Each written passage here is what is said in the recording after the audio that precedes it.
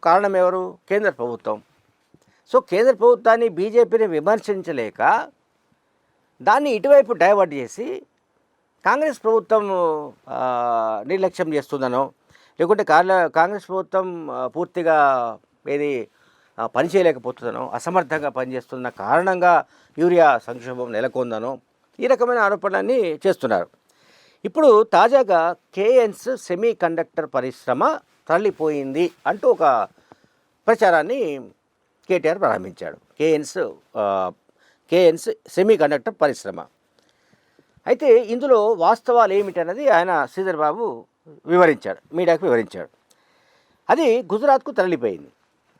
కేఎన్స్ పరిశ్రమ అనేది తెలంగాణకు రావాల్సి ఉంది. హైదరాబాద్లో వాళ్ళు పరిశ్రమ పెట్టాలనుకున్నారు. ఆ తర్వాత వాళ్ళు నిర్ణయం మార్చుకొని గుజరాత్కు షిఫ్ట్ చేశారు. అయితే గుజరాత్కు షిఫ్ట్ చేయడం వెనుక జరిగింది ఏమిటంటే, సబ్సిడీలు వాళ్ళు 50% ఇస్తున్నారు. ఎవరు?